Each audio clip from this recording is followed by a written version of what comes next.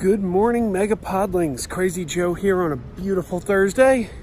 It is the first day of New York Comic Con. I am not there. As you may have noticed, I am not at New York Comic Con. I've never been to New York Comic Con. I hear it's quite big.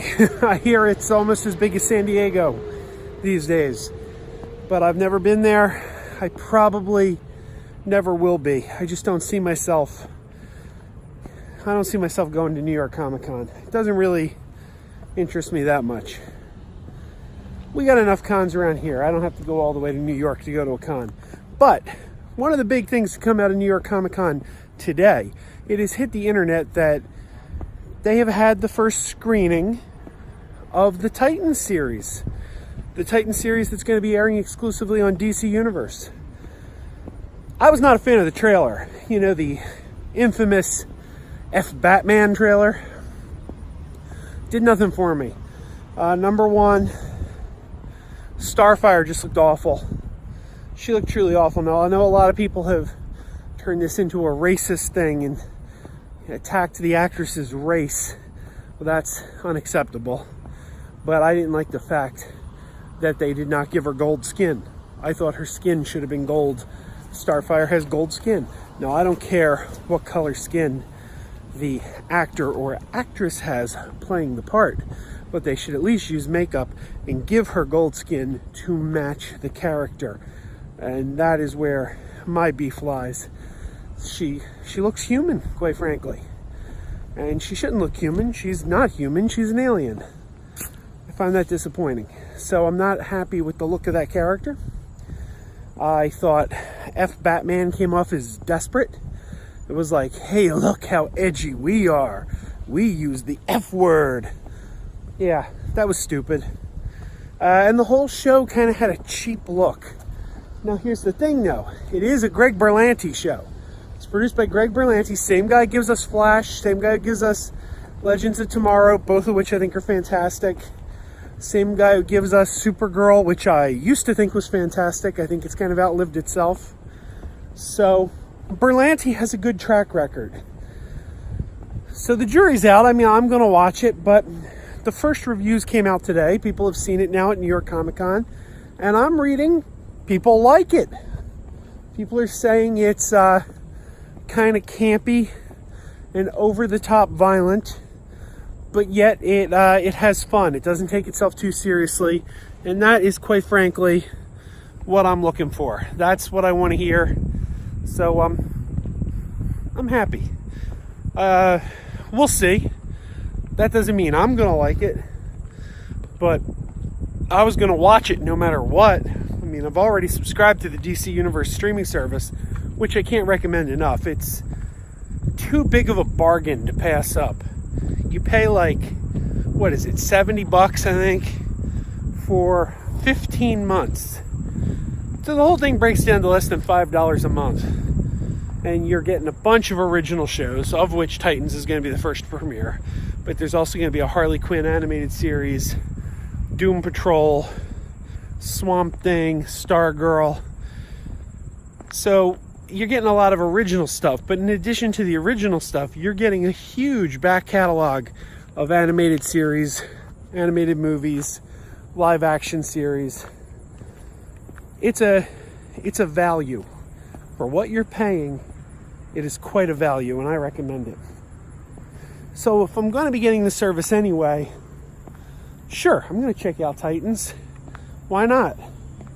So it's good to hear good things, but I'm going to find out for myself. The other big thing, well, this is more yesterday's news than today, but yesterday we started getting the first reviews of Venom, which opens tonight, by the way. And of course, it's getting very negative reviews on Rotten Tomatoes, and I'm seeing a lot of people reacting to that. But it just kind of makes me wonder why anyone cares. Why anyone cares what critics think. I mean, does anyone really rely on critics? Does anyone really use critics or Rotten Tomatoes as a decision maker on if they're going to go see a movie? If a movie interests me, I'm going to see it no matter what. I'm going to see it no matter what the critics say, because we don't always agree with critics. Let me give you a perfect example. In 1989, Weird Al Yankovic put out a movie called UHF. UHF did horrible with the critics. Critics did not like it. They trashed it. They said it was horrible. Today it's considered a cult classic. It's considered a cult classic, but Weird Al never got a second movie because nobody went to see UHF. So the critics essentially killed his film career. And, audiences obviously dug the movie, because when they did see the movie on VHS, they totally embraced it. It's a cult classic today. So Weird Al actually could have had a long film career if the critics had given that film positive review, because then people would have gone to see it and people would have known, oh, this is funny. So the critics were wrong. They were dead wrong. And the fact that there's a huge cult following for that movie to this day kind of proves that. So that's where we are with critics. I don't really understand the point. And then you've got the whole Last Jedi nonsense, where a lot of people didn't like The Last Jedi. I am not one of those people. I love The Last Jedi. I think The Last Jedi is phenomenal, but a lot of people did not. Well, the critics loved it. They loved it.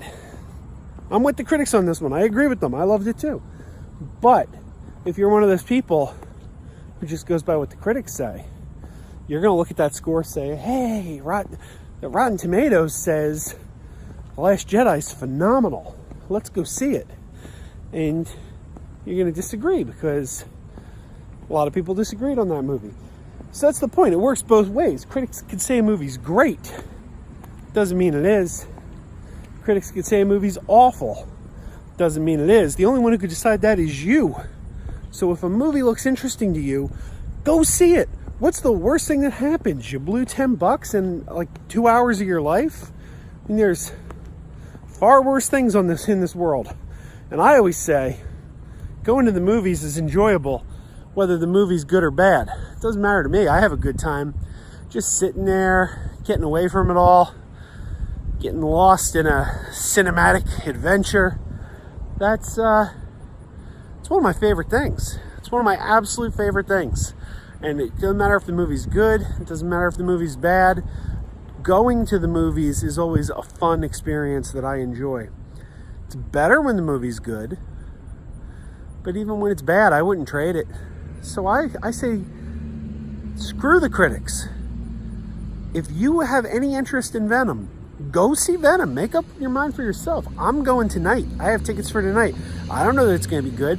Could be total garbage. But I'll tell you this, tomorrow I will not regret that I saw it. Won't regret that, because I will know what I thought of it, and I won't be going with what other people tell me. It's a lot of bad movies out there that I've seen over the years, but I don't regret seeing any of them. Man of Steel. I hate Man of Steel. I've gone on and on about how I hate Man of Steel on this channel. Yeah. Do it all over again. I'd sit and pay my money and watch Man of Steel again, because how else would I know I didn't like it? I've heard people say that that's one of the better DC Cinematic Universe movies. I've heard people say, oh, Wonder Woman and Man of Steel are the two best. Well, if you ask me, Wonder Woman is one of the best, and Man of Steel is hands down, without question, the worst. It is terrible. It is terrible. But I know that because I saw it. It was my decision. In Justice League was a phenomenal movie. One of the best movies I've ever made. Critics didn't like it. People didn't go see it because it got bad reviews on Rotten Tomatoes. People didn't go see it. And it didn't do well. And it was great. And now I know a lot of people who watch it on video, DVD. They go, hey, that movie wasn't bad. I go, I know. Oh, I heard it was terrible. You gotta pay the money and see for yourself. You can't go by others. Well, that's my rant for today. So Venom. People say it's not so good. We'll find out. Titans. People say it's very entertaining. Again, we'll find out. We'll find out for ourselves. And if you are at New York Comic Con, I hope you're having a good time. Stop by my good friend Mr. Dave Perillo's table. Frequent his table, buy stuff from him, give him your money. And otherwise, keep wearing those pajamas.